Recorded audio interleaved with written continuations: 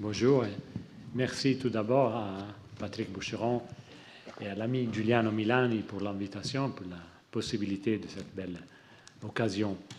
Pour continuer la réflexion commencée par Giuliano, je voudrais donner un coup d'œil sur l'aspect matériel de la ville, un regard qui j'espère sera complémentaire en quelque sorte à ce que Giuliano nous a dit.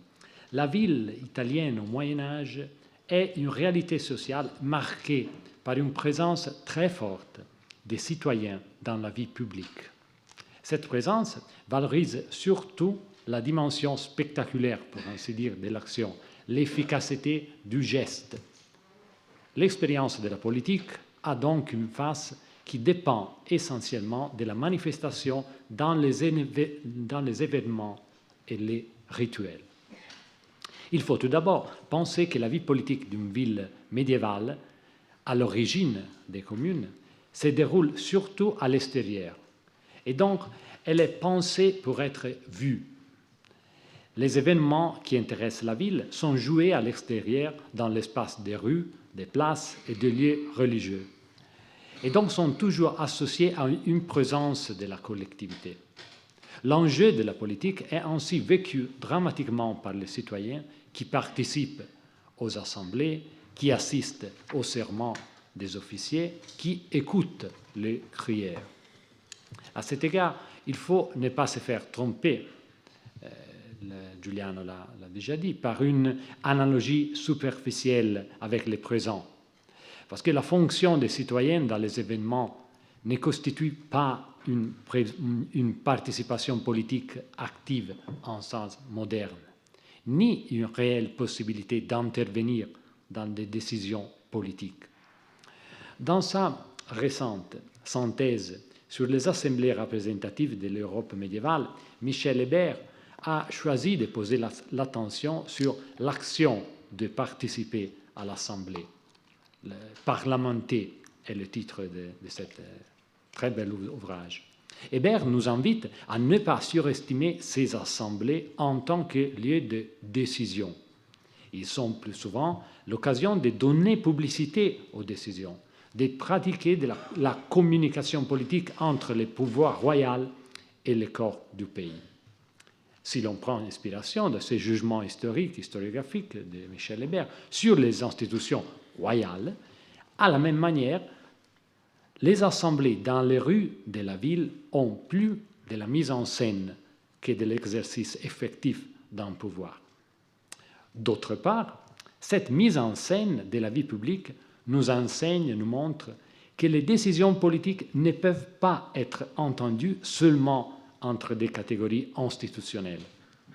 Dans une communauté numériquement étroite, relativement étroite, une société du vis-à-vis où les couches sociales vivent l'une à côté de l'autre, l'expérience de la participation implique plusieurs formes, de la dimension rituelle de la place à l'action politique proprement dite dans les institutions.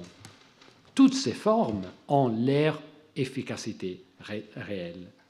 Ce qui m'intéresse ici de l'expérience communale est la dialectique toujours vivante entre ces deux éléments. Premier, une participation rituelle, émotive, symbolique, telle que la performance publique, et deuxième, une implication active dans les catégories du droit et de l'autorité institutionnelle.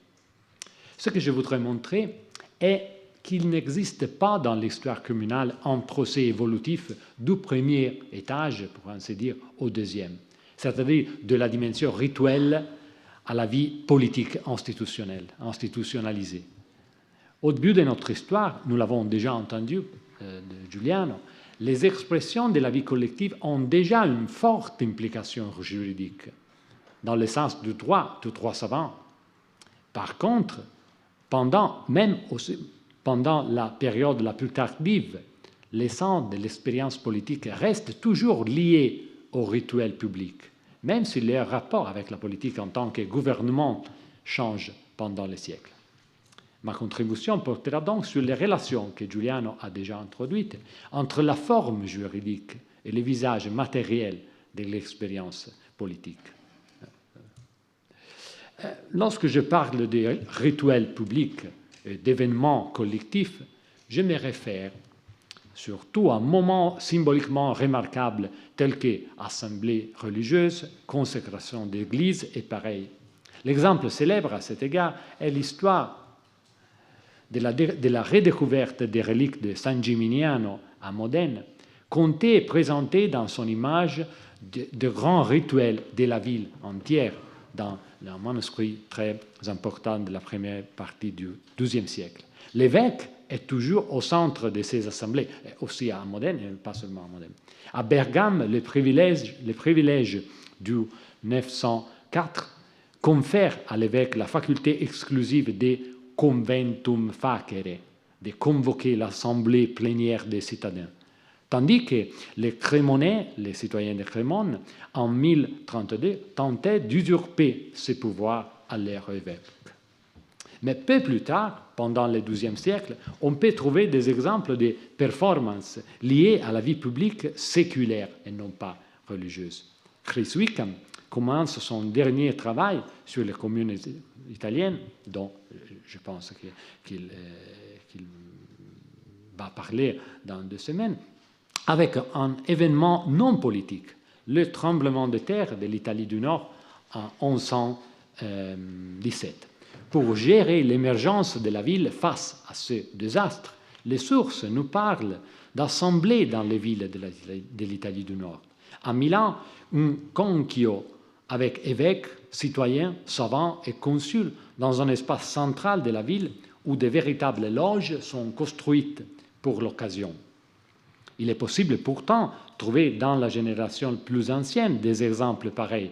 Ou encore, à Milan, pendant la Pataria, les chroniqueurs nous parlent d'assemblées sur les places pour discuter la réforme de l'Église, auxquelles participent, selon les témoignages de Landolfo Seniore, omnes tam juvenes quam senes, tam sapientes quam incipientes, etc. Tous les jeunes, les anciens, les savants et les non-savants.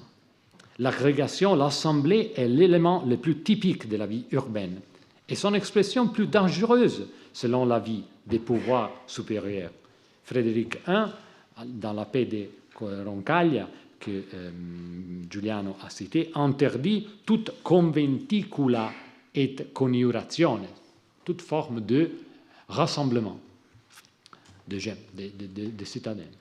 Le lieu d'élection de cette ritualité de l'Assemblée est toujours la place.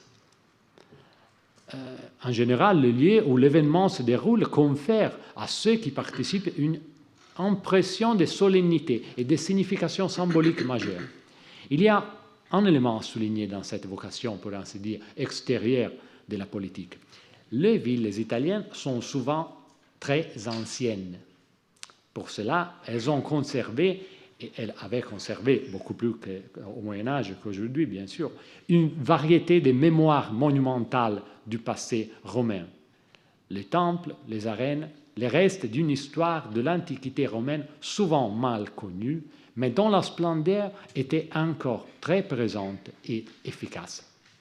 Aussi efficace que dans les villes médiévales, les fragments épigraphiques romains étaient utilisés sur les façades ou à l'intérieur des églises, ici encore Modena ou Pise, à l'intérieur des églises, même si dépourvus de tout lien avec la fonction originaire. Par exemple, ici, dans la façade de la cathédrale de Pise, il y a des pierres épigraphiques romaines qui ont été renversées. Donc, ils ont perdu totalement sa fonction, sa légibilité aussi. Mais un fragment ancien pouvait contribuer à l'allure du lieu et lui donner une dignité spéciale. Et de surcroît, à cause de la référence de cette image romaine à l'autorité du droit romain dont nous avons entendu l'importance. Voilà donc les éléments de la première période de l'histoire, selon notre parcours. L'extérieur en tant que théâtre de l'action politique et les réemplois du passé romain. À Milan, encore, les premières assemblées de la ville, de l'Arengo, de l'assemblée de la ville, avec le consul se tiennent dans un lieu qui s'appelle le Theatrum Ciuitatis. Et donc l'impression scénographique de l'Antiquité donnait au rituel public une validité particulière. La même chose, on la voit à Rome, où le Capitole abrite, juste aujourd'hui, même si aujourd'hui il a été beaucoup changé, les premiers sénateurs et officiers de la ville. Dans plusieurs villes d'origine romaine, par exemple Vérone ou Imola, l'ancienne Forum Corneli, le lieu de la vie politique au Moyen-Âge est tout simplement le Forum romain, dont la position assurait une centralité matérielle autant que symbolique. Plus original est le cas d'Assisi, dans l'Italie centrale, où le siège, en quelque sorte naturel des conseils, des assemblées, des rituels publics, est très longtemps le, ainsi dit, temple des Minerves. Ici, dans l'image très célèbre des fresques de Giotto à Assise, qui demeure l'un des symboles de la ville dans l'iconographie médiévale et qui reste encore un témoignage de l'antiquité de la ville. Avec les places et les lieux de l'Antiquité, les églises étaient la plus importante typologie de lieux de la vie publique pendant la première phase de l'histoire communale. La collectivité urbaine reconnaissait certaines églises comme pourvues d'un rôle symbolique de personnification de la ville elle-même. Souvent, il s'agit de la cathédrale, bien sûr, mais dans certaines villes, on voit que la commune prend l'initiative de bâtir ou de soutenir l'agrandissement d'une église en particulier, qui est considérée les miroirs de l'identité urbaine. C'est le cas, par exemple, de Pisa, où la petite église de San Sisto in Cortevecchia, dans l'ancienne cour, est édifiée juste après la victoire des Mahdia contre les musulmans en 1087. En effet, les palais publics construits pendant le XIIIe siècle seront presque tous autour de San Sisto. Donc le choix d'utiliser la même force symbolique du temple urbain par excellence. Encore une fois, la commune pouvait employer le langage artistique de l'Église pour ses buts de communication politique. Je voudrais souligner encore que tout ce moment de la vie publique, en général, ces expressions d'une identité symbolique de la ville ne se surposent pas aux institutions de la ville, au collège des consuls. Ils ont une fonction complémentaire à la gestion selon les formes du droit, dont nous avons écouté Julien. Le recrutement de l'institution consulaire chargée du gouvernement de la ville au XIIe siècle est souvent réservé au groupe social des milites. Dans les villes italiennes, le nom milites ou maiores désigne le groupe des cavaliers urbains. En plus, leur activité, l'activité des consuls, pour ce que l'on peut dire de sources écrites, prend la forme du jugement, de l'arbitrat et des différentes typologies de droit écrit. Mais lorsqu'il s'agit de donner une efficacité spéciale à leurs décisions, entre en scène la collectivité des kiwis avec ses rituels sur la place. La référence à la collectivité est confirmée aussi par la terminologie des sources écrites. Selon l'étude classique de Ottavio Banti, dans les sources communales les plus anciennes, le mot qui désigne la collectivité urbaine est civitas plutôt que comune, au moins pendant le XIIe siècle. La ville, la civitas en tant que telle, avant que la ville dans ses institutions. À Como, nous avons Como, le Broletto di Como, le palais public se trouve au flanc de la cathédrale comme un prolongement civique de la centralité épiscopale, vous voyez. L'inscription, que vous ne pouvez pas voir, mais l'inscription sur la façade du Broletto, qui est affichée sur la façade vers la place, rappelle la construction du palais en 1215 par la volonté du potestat qui fecit hoc opus ad honorem civitatis. Il fait ce travail pour l'honneur de la ville, de la civitas. Notez que l'inscription ne parle pas des communes, on parle des cives. À Como, donc, la construction est dédiée à la ville en général et à Sant'Abbondio, les saints, les patrons de l'église municipale. On pourrait dire que la commune n'est pas encore affranchie de l'influence symbolique épiscopale et utilise, et cela revient à ce que Giuliano a dit, utilise encore l'identité avec son Église qui, et nous l'avons entendu du texte de Rolando de Luc, incarnait l'identité publique de la ville, selon l'interprétation des juristes. La fonction du retrait public en tant qu'expression de la ville tout entière est bien témoignée aussi par l'usage des sources écrites des assemblées du XIIe siècle, parce que ces assemblées commencent à nous laisser des traces documentaires. Et dans cette première période de l'histoire communale, nous connaissons un certain nombre de documents produits par l'Assemblée en forme de listes. Souvent, plusieurs centaines de citoyens, parfois des milliers, y figurent avec leur nom en tant que présents, l'approbation rituelle de la décision. L'absence d'un mécanisme de représentation montre la réelle centralité de l'Assemblée. Tous les citoyens sont cités avec leur nom, parce qu'il n'existe pas encore une réalité symbolique qui incarne la collectivité en tant que telle.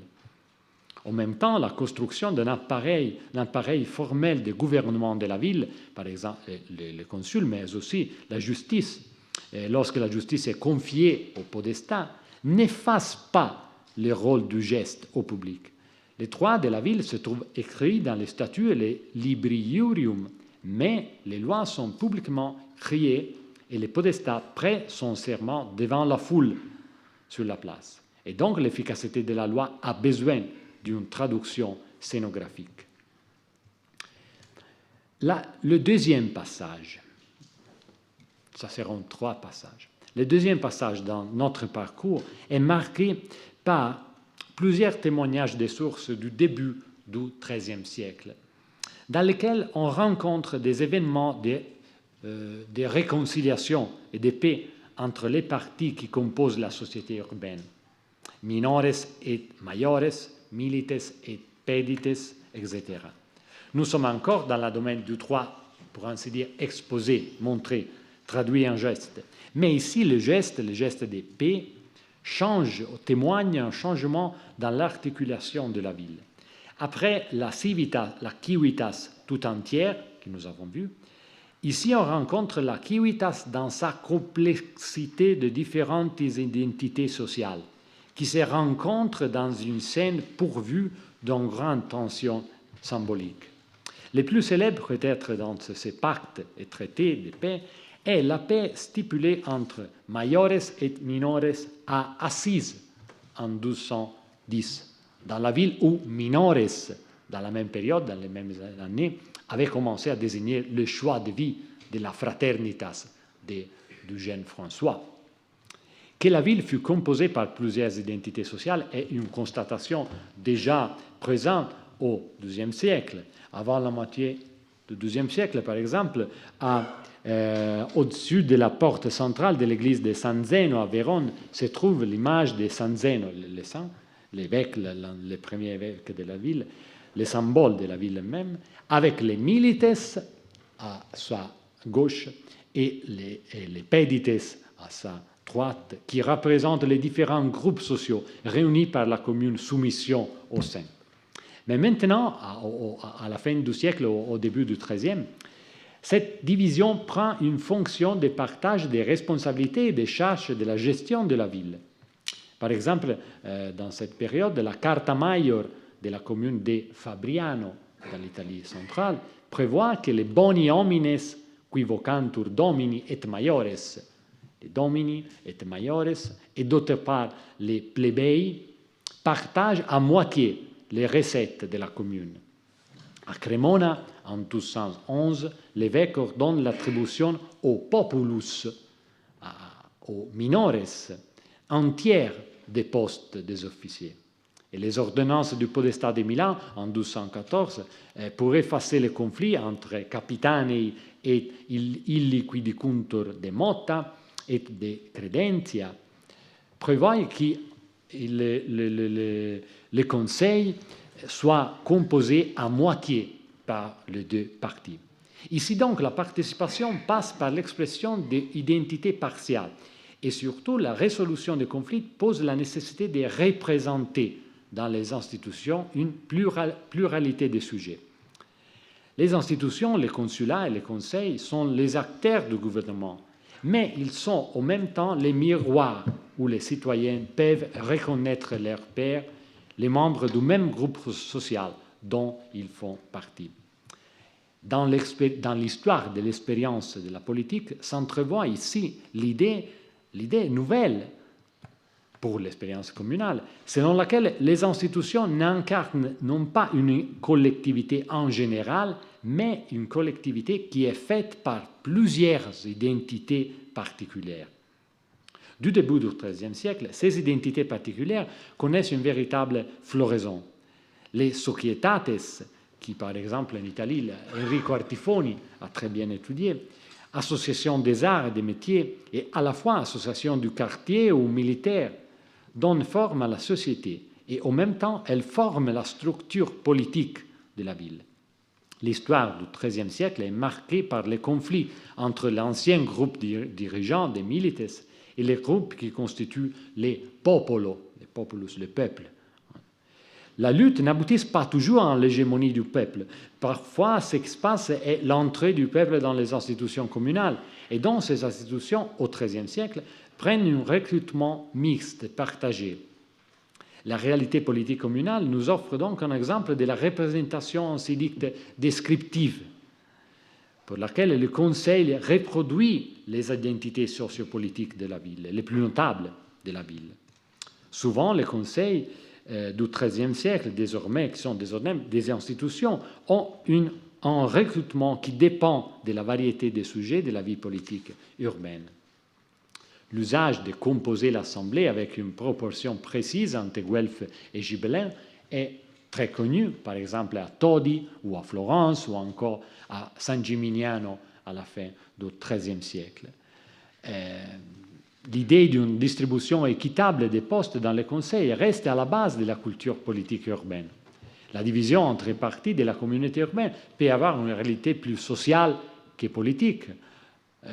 Par exemple, avec l'indication du nombre de membres du conseil pour les milites ou les populares.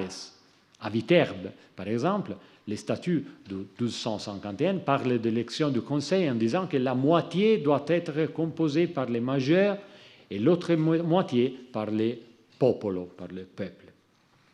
Et il y a plusieurs éléments de division, de partage entre les partis de la ville, les partis en sens politique, en sens social, mais aussi en sens matériel. Les quartiers dans une ville médiévale ne sont pas seulement la division administrative, elles jouent un rôle essentiel en tant que premier réseau social du citoyen. Et dont l'on doit recruter des conseillers, il faut aussi suivre soigneusement la division entre quartiers. Et dans les villes où les populus l'emportent dans la lutte contre les milites, l'architecture institutionnelle souligne aussi plus fidèlement cette image de la représentation. À Boulogne, par exemple, le grand conseil du peuple, qui compose le système des assemblées de la commune, est nommé à partir de la désignation faite par chacune des dizaines de sociétés qui composent les partis populaires. L'expérience de la vie politique, donc, commence avec la participation à une communauté plus petite, plus étroite, les quartiers, l'association professionnelle, pour arriver aux institutions de la commune. Pour cette raison, et l'a très bien montré Massimo Vallerani, la vie politique de la commune ne peut pas être définie oligarchique. Non pas parce que tout le monde peut participer, ça ce n'est pas vrai, mais parce qu'il n'y a pas un centre de pouvoir unique, apanage d'une prétendue oligarchie de gouvernement, mais plutôt une variété de niveaux de participation. Troisième passage de notre parcours, le dernier. Le troisième passage de notre histoire se pose entre la fin du XIIIe et le début du XIVe siècle. Il s'agit de la période plus classique, pour ainsi dire, de la construction d'une culture politique urbaine qui porte fortement sur la participation, la centralité de la loi et du pouvoir public, la paix, la concorde. On pourrait dire que l'action politique du popolo, avec sa vocation à l'universalité, a toujours favorisé l'image de la ville en tant que communauté, même si par effet d'une composition entre parties, nous l'avons vu. Et donc, les régimes du peuple ont construit une nouvelle idée de la représentation politique. À l'âge du bonum comune de Rémy de Florence, du buon governo de Sienne, de l'éloquence publique en latin et vernaculaire, de la floraison de l'édilité publique. Les palais incarnent le lieu de la politique par excellence, l'espace de l'unité de la ville. Et les grandes et petites villes de la fin du XIIIe et du XIVe siècle commencent une activité extraordinaire d'édilité publique à laquelle Patrick Boucheron a dédié une partie de ses études. Les palais incarnent le lieu de la politique. Le gouvernement de la commune manifeste sa capacité de gérer toute la vie de la communauté urbaine à travers une activité normative très détaillée. Les énormes codes législatifs des statuts urbains et les registres d'administration. Apparemment, il s'agit d'un triomphe du droit sur les pratiques. Les juristes, en effet, sont l'un des groupes les plus actifs, avec celui des notaires, dans cette construction d'un modèle d'autorité publique. Et le public, nous l'avons anticipé, se renferme dans les palais. La vie politique de décision du gouvernement se déroule dans les salles du grand palais public. Mais l'image d'une vie publique au palais ne doit pas cacher l'enjeu de la communication entre les palais et la place, entre le lieu des institutions formelles et la société dont les institutions doivent être les miroirs. L'usage du vernaculaire dans les textes du droit urbain, fréquent au XIVe siècle, favorise son expression publique.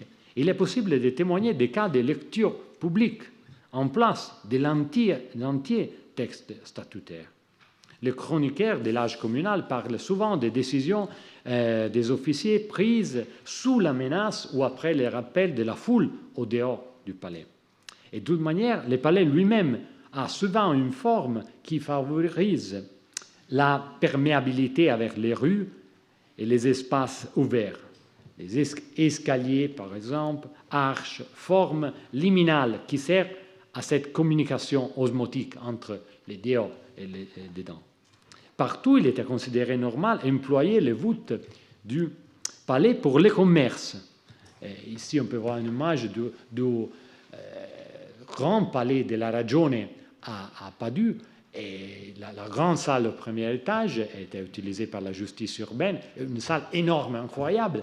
Et les rez-de-chaussée est utilisé. Aujourd'hui, l'image, bien sûr, ne représente pas grand-chose, mais il était utilisé par le commerce. La configuration spatiale du palais pouvait remarquer cette commission, même hors du modèle architectural du palais lui-même. Très souvent, par exemple, les palais publics, surtout dans l'Italie centrale, surgissent sur une rue et se développent autour d'une grande arche de passage. Ici, j'ai pris l'exemple du palais public de Anagni, avec à gauche le palais et à droite les grandes arches qui est l'espace plus utilisé du palais. L'expérience du lieu public donc vient de l'utilisation pour des raisons pratiques de l'espace. La relevance publique de l'espace ne réside pas seulement sur le bâtiment lui-même, mais dans la pratique d'utilisation. Par conséquent, le rôle de l'épigraphie reste essentiel pour le fonctionnement concret du symbolisme monumental. Presque tous les palais du XIIIe siècle portent des inscriptions pour dater les bâtiments et rappeler les choix de la construction. Le cas le plus célèbre le cas le plus célèbre pour la période du gouvernement populaire est celui de Florence, où en 1255, très tôt, une inscription sur la façade du palais de Bargello, ici près de la porte, exalte la grandeur de la ville et sa puissance en Toscane. Les messages de communication. J'ai parlé ici d'édilité pour introduire dernier passage sur les pratiques institutionnelles. Pourquoi? Parce que le message de communication, en quelque sorte de participation au public à travers des écritures exposées, à travers l'usage du palais, l'usage du lieu public, nous rappelle une fonction similaire, bien que plus abstraite, des procédures institutionnelles. Entre le XIIIe et XIVe siècle, les communes italiennes ont des gouvernements bien formés, soit qu'ils soient gérés par une collectivité qui roule les charges, soit que les pouvoirs passent dans les mains d'un seigneur ou une famille de seigneurs. Dans cette situation, le rôle de l'Assemblée des citoyens hors du palais perd un peu de sa relevance, mais elle est remplacée par une autre situation rituelle. Je propose de considérer au centre de cette nouvelle perception de la participation un élément singulier, le vote et l'élection. L'expérience que la plupart des citoyens ont de la politique se borne à la participation au vote et à la désignation des officiers. Or, voter au Moyen-Âge est une expérience très différente de ce que l'on imagine à partir de la réalité politique moderne. La désignation des officiers dans la ville communale n'utilise presque jamais l'élection directe par vote de la collectivité, des individus de la collectivité. Souvent, la commune recourt au tirage au sort. Ce qui compte donc n'est pas le choix en soi, parce que la volonté directe de choisir est généralement écartée, mais plutôt le lieu symbolique où la désignation est faite et la composition du groupe entre lesquels on tire au sort les noms des officiers. Le tirage au sort, déjà au XIIIe siècle, est tout clairement considéré le système par excellence pour l'élection des officiers. Mais en même temps, le tirage n'a presque jamais la fonction d'assurer les hasards dans le choix des officiers. Sarah Blanchi, dans une remarquable étude du recrutement politique dans la ville de Bologne entre XIIIe et XIVe siècle, a bien montré que l'usage des différents mécanismes de tirage au sort pour l'élection des membres du conseil de la commune n'empêchait pas que le conseil reproduisît la même composition politique du gouvernement, c'est-à-dire le collège des anciani.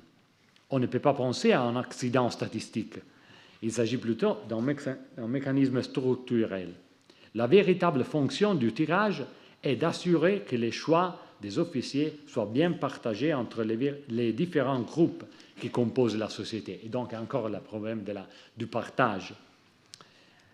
À cet égard, la désignation par tirage, ainsi dite ad brevia, semble la solution la plus naturelle. Et l'historiographie a beaucoup réfléchi sur cette question, et pas seulement l'historiographie sur le Moyen-Âge. Yves Saint-Omer, dans son histoire du tirage au sort, a souligné que dans les grandes républiques médiévales, le tirage a une fonction de consensus et de résolution des conflits. Il est évident que le tirage au sort répond d'abord à la nécessité de nuancer une reproduction brutale de l'hégémonie politique d'un parti dans les structures de la ville, parce que les rituels du tirage efface l'expression directe de la volonté derrière, pour ainsi dire, les voiles du hasard. L'effet du tirage est la création d'un système de roulement des charges publiques à travers une communauté de citoyens dignes d'exercer un office, quoi qu'il soit, même s'il s'agit d'une des centaines d'offices administratifs mineurs. Dans le cas très célèbre de Bologne, chaque année, les charges publiques grandes et surtout petites, qu'un citoyen bolonais pouvait être tiré à occuper, était plus qu'un millier.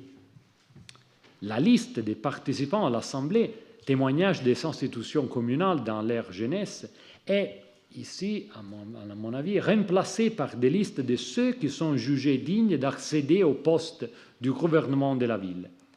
Faire partie d'un conseil, donc, n'a pas seulement, ou peut-être n'a pas essentiellement la fonction de compter dans une discussion politique. Il s'agit de l'inclusion dans les lieux institutionnels où le tirage pour l'office est fait. Ce qui compte ici est l'appareil lexical et rituel du hasard, les secrets pendant les votes, la défense de manifester les choix pour ou contre les noms qui composent la liste des dignes au tirage, l'impossibilité pour aucun d'accéder aux bourses, aux boîtes où les noms sont mis. Bref, l'exclusion de toute volonté directe. Et ça ne signifie pas, bien évidemment, que les tirages soient une fiction inutile.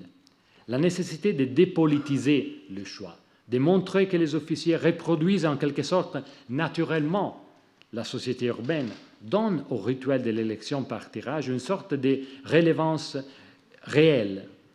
Il ne s'agissait pas d'une nouveauté absolue aussi. Pendant l'Antiquité, à Rome,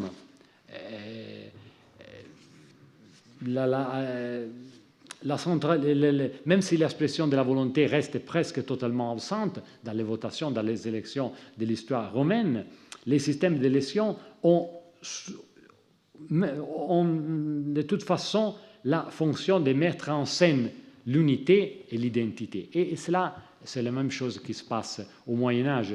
Les systèmes d'élection servent à mettre en scène l'unité et l'identité de la communauté.